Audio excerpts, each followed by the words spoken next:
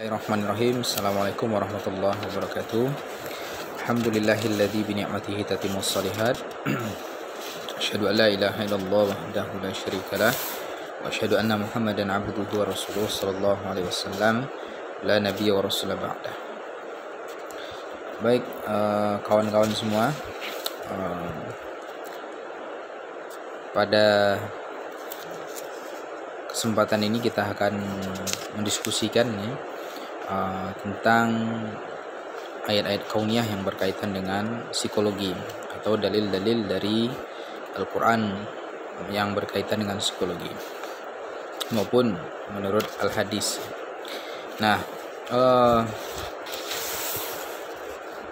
Islam adalah agama yang sempurna, agama yang paripurna. Islam mengatur semua kehidupan manusia, ya.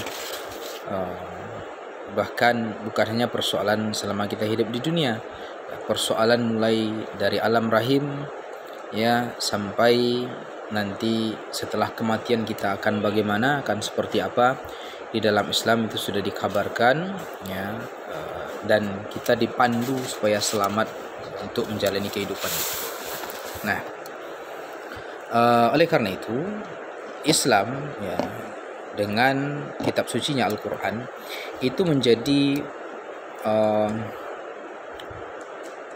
panduan utama, ya, panduan utama kita dalam menjalani kehidupan kita, ya. Tidak ada kitab suci di dunia ini yang sesempurna Al-Quran, ya. Tidak ada kitab suci di dunia ini yang mengatur semua persoalan manusia, atau tidak ada agama di dunia ini, ya, dengan syariatnya, ya, yang bersumberkan dari wahyu, baik Quran maupun hadis, yang sesempurna agama Islam, yang sesempurna syariat Islam, ya. Banyak agama tapi banyak persoalan yang tidak diatur dalam syariat agama itu, tapi dalam Islam semua diatur, ya. Bahkan persoalan yang sangat privasi pun, yang private, itu pun diatur dalam Islam. Nah, apa contohnya? Ketika kita buang hajat misalnya ke kamar mandi, dalam Islam itu diatur. Bagaimana cara kita masuk kamar mandi? Kita harus berdoa dulu. Sampai di kamar mandi, apa yang harus kita lakukan? Ya, bagaimana adab-adabnya diatur dalam Islam. Sementara banyak kita temukan di agama lain nih, banyak yang tidak diatur. Jangankan masalah privasi seperti itu. Persoalan yang umum berkaitan dengan banyak orang saya tidak diatur, tapi Islam tidak. Nah, ini menandakan bahwa Islam memuat semua kebutuhan manusia supaya dia selamat di dunia dan di akhirat. Tentu dengan konsekuensi menjalankan syariat Islam. Nah, jika kita berbicara tentang persoalan psikologi, ya, psikologi Islami, maka sumber utama kita adalah Al-Quran dan hadis-hadis Nabi SAW yang sahih, yang menurut ulama bisa kita jadikan sebagai panduan kita, ya. Maka banyak ayat-ayat Al-Quran dan hadis-hadis Nabi, ya, yang berkaitan dengan persoalan psikologi dari berbagai aspek, ya. Kalau dalam psikologi kita kenal dengan beberapa konsentrasi seperti pendidikan dan keluarga, misalnya klinis, industri dan organisasi, perkembangan sosial, ya. Dalam Islam semuanya itu diatur. Kita diatur bagaimana dalam keluarga, mendidik anak dalam keluarga, mendidik anak di lingkungan sosial, ya. Kemudian kita juga diatur, ya, tentang bagaimana kita bekerja, industri dan organisasi. Kita juga diberi panduan bagaimana supaya kita sehat secara mental, terhindar dari berbagai macam perilaku yang maladaptif, ya, abnormalitas perilaku, masalah klinis. Kita juga diatur bagaimana berkehidupan secara sosial, ya. Kita diatur, dituntun untuk hidup secara sosial, ya. Wallahu la yu'min, wallahu la yu'min, wallahu la yu'min. 3 kali Nabi bersumpah, demi Allah tidak beriman, demi Allah tidak beriman seseorang, demi Allah tidak beriman seseorang, sampai 3 kali. Malla ya'man jarahu, siapa yang tidak, orang yang tidak bisa membuat aman tetangganya. Dari apa? Dari lisannya, dari perbuatannya, dari sikapnya, maka dia tidak beriman, kata Rasul. Begitu juga Dikatakan bahwa demi Allah tidak beriman, demi Allah tidak beriman, demi Allah tidak beriman. Siapa? Siapa yang tidak mencintai sesamanya seperti dia mencintai saudaranya sendiri. Ya. Atau seperti dia mencintai dirinya sendiri. Dalam Islam begitu diatur, kehidupan sosial diatur, semua diatur. Maka sudah pasti barang tentu. Ya, semua ajaran Islam ada konsekuensi psikologisnya. Ya. Nah, dan ayat-ayat kauniyah itu sudah tertuang di dalam Quran. Sebagian oleh para ulama sudah dipilah-pilah ya secara tematik ya, maudhu'i. Ya, ini berkaitan dengan emosi, ini berkaitan dengan belajar, ini berkaitan dengan sosial, ini berkaitan dengan bekerja dan lain-lain. Nah, salah satu buku mungkin yang bisa dijadikan referensi, dijadikan sumber adalah bukunya Usman Najati. Ini yang sudah diterjemahkan ke dalam bahasa Indonesia, judulnya Psikologi dalam Al-Quran. Ya, nah, kalau dalam bahasa Arabnya Al-Quran wa Ilmun Nafs, ya, diterbitkan oleh Dar Asy-Syuruq, Kairo, Mesir. Nah, dalam buku ini banyak ayat-ayat kauniyah yang berkaitan dengan psikologi manusia. Mulai dari persoalan motif, ya, motivasi. Ada di situ motif-motif. Dalam Quran ada dijelaskan motif. Ada motif menjaga diri, motif kelangsungan keturunan untuk berkembang biak, motif kepemilikan, ya, motif permusuhan juga ada, motif persaingan, motif beragama dan semua. Ya.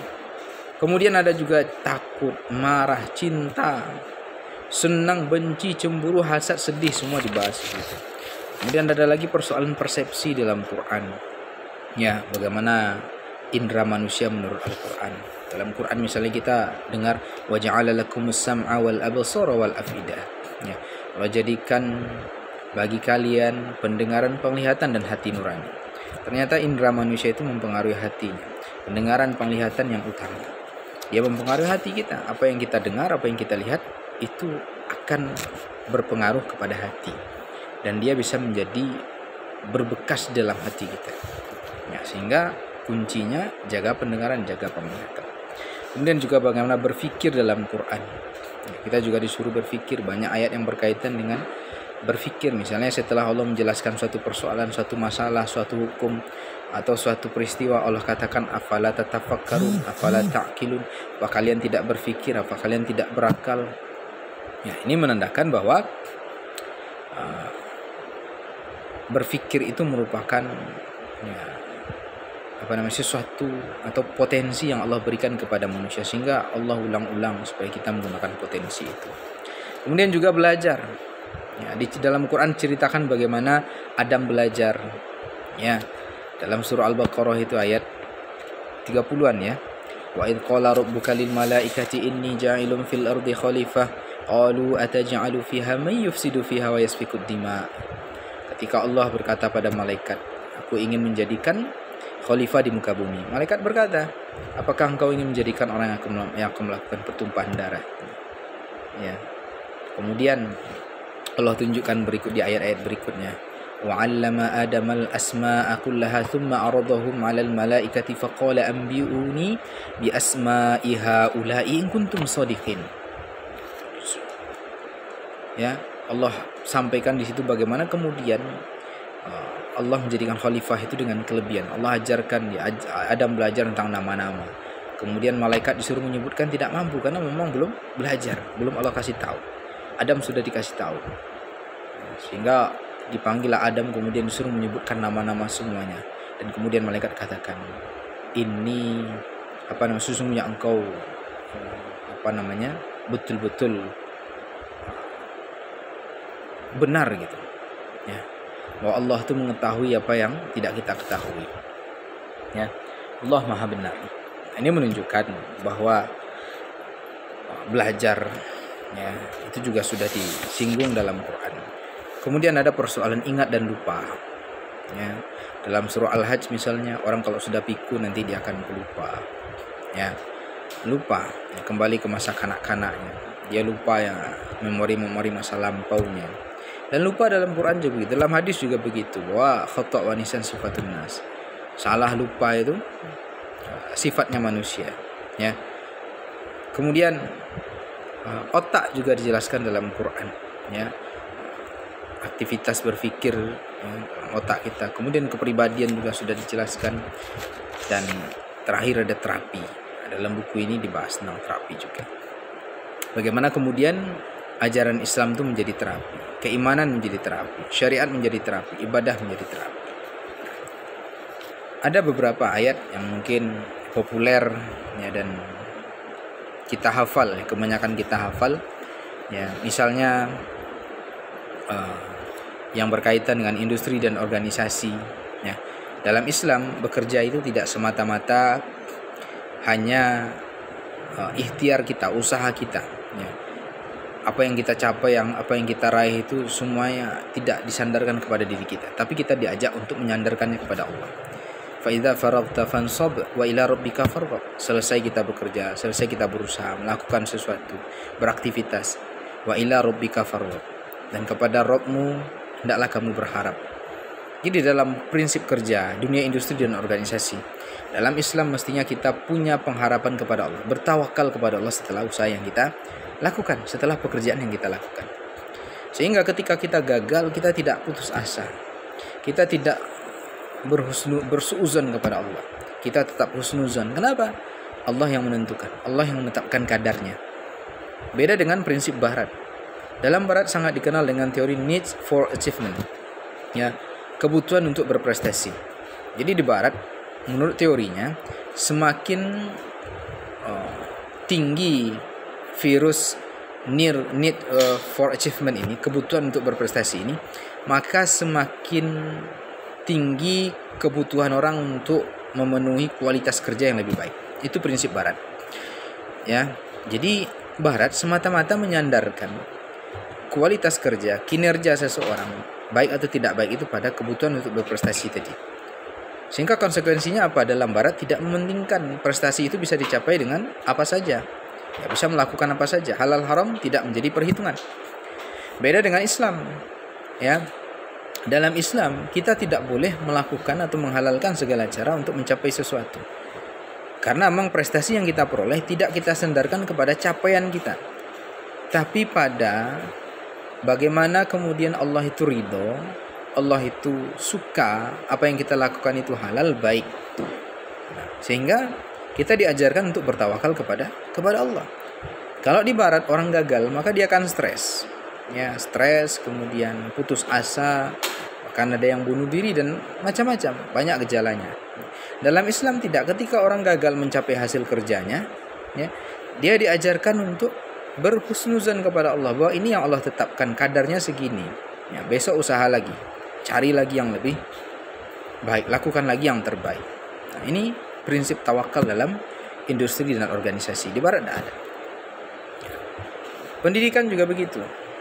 Dalam pendidikan juga begitu, ya. Dalam Islam tujuan utama pendidikan itu bukan mencapai apa yang menjadi cita-cita kita, ya, misalnya jadi presiden, itu hanya tujuan, ya, subtujuannya. Tujuan utamanya apa? Seperti surah At-Tahrim ayat 6. Ya ayyuhalladzina amanu qu anfusakum wa ahlikum nara. Hai orang yang beriman, jaga dirimu, keluargamu dari api neraka. Jadi tujuan pendidikan dalam Islam itu adalah selamat dari api neraka, ya, masuk surga. Itu tujuan utamanya. Maka cita-cita yang kita inginkan, tujuan yang kita capai, hendaknya selalu dikaitkan dengan kesuksesan hidup di dunia dan di akhirat. Bahwa dalam Islam tidak dipandang orang itu sukses, ya, tidak dipandang orang itu terdidik, orang itu pintar, kalau ilmunya, kalau kepintarannya, ya, kalau pengetahuan itu tidak digunakan pada ketentuan yang sudah Allah tetapkan, yang Allah ridhoi, maka tidak. Profesor misalnya, dia tidak dianggap sebagai orang berilmu kalau dia nggak sholat. Apa gunanya, ya? Nah, begitu prinsip dalam Islam. Jadi mestinya apapun profesi, apapun jabatan, apapun capaian, ya, dalam pendidikan, dalam pekerjaan dan sebagainya, ukurannya adalah ketaatan. Ya, taat atau tidak taatnya kepada Allah. Nah, ini rambu-rambu yang Allah berikan dalam Al-Qur'an. Ya, ini membuktikan bahwa prinsip-prinsip kehidupan kita ini ya, itu diatur semua dalam Quran. Nah, tinggal lagi bagaimana kita menjalankan, bagaimana kita punya komitmen dengan apa yang sudah Allah tetapkan dalam syariat itu. Masalah perkembangan misalnya, perkembangan anak atau perkembangan manusia, dalam Quran juga disampaikan kabar tentang itu. Ya. Surah Al-Hajj ayat 5 misalnya. Di situ dijelaskan bagaimana kemudian asal usul manusia itu dari tanah, dari berbagai macam tanah, ya. Tanah liat, tanah tembikar, macam-macam. Kemudian diambil saripatinya jadi air mani dan sel telur. Kemudian dia bersatu, kemudian membentuk segumpal daging. Segumpal daging nanti menjadi tulang yang dibungkusi lagi dengan daging. Kemudian ditiupkan ruh sampai dia lahir, sampai dia pikun. Dalam Quran sudah dibahas. Ya, silakan baca surah Al-Hajj ayat 5 tentang proses perkembangan atau tahap perkembangan manusia. Jadi jauh sebelum psikologi membahas persoalan ini, ya, dalam Quran sudah terlebih dahulu Allah sampaikan, ya, 14 abad yang lalu, ya, itu sudah disampaikan. Kalau teorinya Freud, teorinya behaviorisme dan lain-lain itu baru sekarang ini, maka disebut dengan psikologi modern. Nah, dalam Islam jauh-jauh hari sudah disampaikan, ini loh tahap perkembangan manusia, ini loh asal usul manusia. Dan ini membantah teorinya Darwin tentang evolusi, bahwa manusia itu dari kera, manusia itu dari monyet, ya. Ini terbantah sudah, ya. Nah, oleh karena itu, jadi pada prinsipnya ayat-ayat kauniyah yang berkaitan dengan psikologi ini sangat banyak, ya. Karena memang Quran, ya, hadis atau Islam itu mengatur semua kehidupan kita. Tidak ada yang tidak diatur. Dan memang Al-Quran hadis itu adalah untuk manusia. Ya, kalau untuk manusia berarti juga untuk kesejahteraan psikologisnya, bukan hanya fisik tapi juga psikologisnya. Ya, pendidikan fisik juga ada dalam Quran. Kita disuruh untuk hidup bersih, ya, hidup bersih, ya, suruh untuk bersuci, bertoharoh. Ini pendidikan fisik. Nah, tapi tetap konsekuensinya pasti ada kaitan dengan persoalan psikologis. Nah, inilah dimana tugas-tugas kita lagi sebagai seorang ilmuwan psikologi muslim, ya. Kalau mahasiswa, ya, calon ilmuwan psikologi muslim yang meneliti, menggali tentang berbagai konsep-konsep yang berkaitan dengan psikologi. Kemudian kita lihat dalam Quran, ya, seperti apa konsep itu. Dan tentunya pasti ada rahasia-rahasia yang belum diungkapkan oleh Barat ditemukan dalam Islam. Ya. Apakah nanti itu membantah teori Barat atau menguatkan teori Barat? Ya, nah ini menunjukkan bahwa kita harus banyak melakukan kajian-kajian lagi, ya, penelitian-penelitian lagi tentang psikologi, ya, terutama psikologi Islami. Nanti silakan dicari ayat-ayat yang berkaitan dengan klinis misalnya, kan, tentang panduan untuk kesehatan jiwa, apa rambu-rambunya. Ya, dalam Quran dibahas juga misalnya inna sholata tanha anil fahsya'i wal munkar. Jadi salah satu bentuk abnormalitas itu adalah orang suka berbuat keji dan munkar. Itu perilaku abnormal, ya, berbuat tidak sesuai dengan norma sosial, norma agama, itu abnormalitas namanya. Ya, dalam Islam ada panduannya supaya sehat pakai apa? Salat. Nah, jadi salat itu bisa mencegah dari perilaku abnormal. Nah, jadi sempurna sebetulnya. Nah, tinggal bagaimana kita mengkaji, kita menggali lagi. Dan mungkin, ya, harapannya ke depan penelitian-penelitian tentang psikologi, yaitu lebih diarahkan kepada kajian-kajian psikologi Islam, ya. Kemudian bagaimana kita angkat konsep sabar itu bisa menjadi terapi, ya, terapi klinis untuk orang yang mengalami gangguan kejiwaan. Salat bisa menjadi terapi, puasa menjadi terapi, kan? Kemudian sedekah bisa menjadi terapi, haji bisa menjadi terapi. Inilah tugas kita sebagai calon ilmuwan muslim. Nah, itu saja saya kira untuk tambahan materi, ya, dan review dari materi terakhir yang sudah kita diskusikan. Dan saya mohon maaf Ya, kita tutup dengan kafaratul majlis. Subhanakallahumma bihamdika asyhadu an la ilaha illa anta astaghfiruka wa atubu ilaik. Assalamualaikum warahmatullahi wabarakatuh.